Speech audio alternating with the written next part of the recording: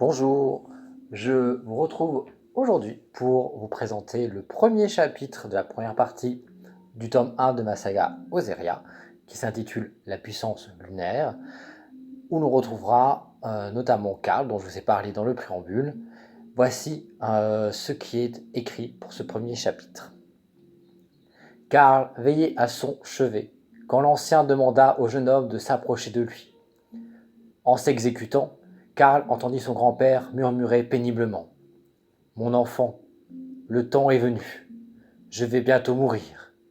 Tu vas devoir te montrer très fort pour assurer ma succession. Prends le talisman dans le coffre et reviens. » Docilement, Karl alla au fond de la chambre et récupéra le collier. Le bijou formait un assemblage de petits anneaux en or, auxquels pendait un magnifique croissant de lune en argent, aux reflets étincelants. Avec solennité, Karl le donna à son grand-père, mais celui-ci refusa de le prendre et referma la main de son petit-fils sur l'objet sacré. « Il t'appartient, dorénavant, » chuchota l'ancien d'une voix saccadée. « Ce talisman symbolise ta nouvelle condition de sage. Sans lui, tu ne peux assister aux réunions des dieux. Garde-le précieusement. » Le vieil homme s'interrompit, saisi d'une violente quinte de toux. Impuissant, Karl lui pressa la main en attendant avec angoisse qu'il se calme. « J'ai foi en toi, mon enfant, » reprit l'ancien après quelques instants. « D'ailleurs, Goz s'est lui-même adressé à moi lors de la dernière réunion.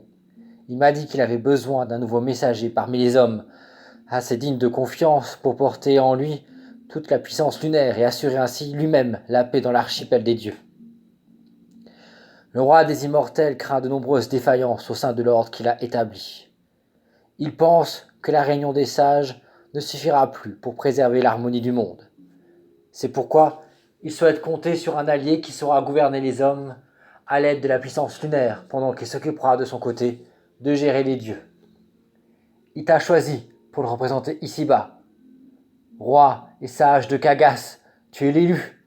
D'après Goz, tu es le seul mortel pourvu d'un cœur assez solide pour relever le défi. C'est ton destin. Tu deviendras le mage de Jejuk et assureras la paix sur Oseria au nom du tout-puissant Goz. » Lancé dans son élan, l'ancien s'essouffla rapidement et tandis qu'il s'imposait un moment de silence pour calmer les sursauts de sa poitrine, Karl enregistrait peu à peu la portée de ses paroles. « Avant d'être mage, tu devras encore beaucoup apprendre, » reprit difficilement le grand-père de Karl. Comme la voix du vieil homme faiblissait de plus en plus, Karl approcha son oreille de ses lèvres, d'où ne sortirent plus que des chuchotements. « Pour devenir mage de Jejuk, tu dois commencer par partir le plus vite possible. Pour Ephad, l'île d'Aninis, la déesse de la chasse peut t'aider. Rends-toi à son sanctuaire et fais-toi reconnaître à ses yeux.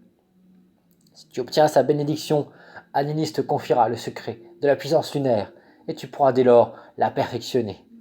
Tu auras besoin de sa force pour que règne l'ordre au sein des hommes. » Alors que le visage de Karl était littéralement collé à celui de son grand-père pour entendre sa voix mourante, l'ancien ferma lentement les yeux et desserra l'étreinte de sa main. Il rendit l'âme dans les bras de son petit-fils.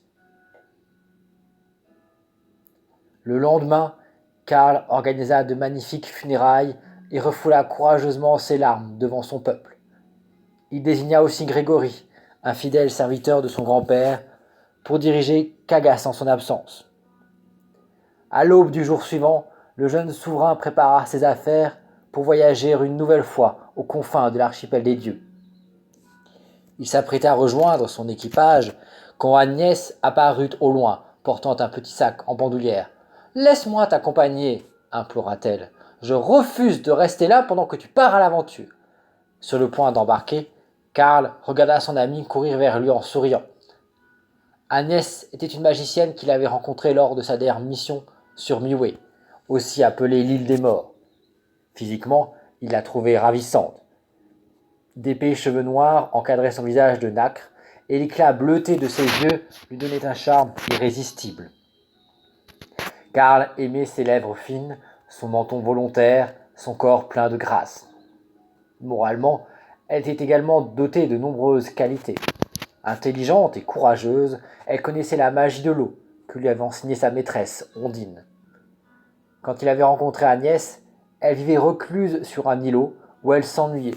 Elle craignait de s'aventurer trop loin et d'affronter les barbares qui régnaient sur Mioué. Tous deux avaient rapidement sympathisé et Agnès avait insisté pour accompagner Karl dans sa quête. Depuis, Agnès avait mûri et était devenue la meilleure amie de Karl. Quand elle arriva à sa hauteur, le jeune homme lui prit la main d'un air engageant et ils embarquèrent ensemble sur l'Igor, navire rebaptisé ainsi en souvenir du prénom du grand-père du roi de Kagas.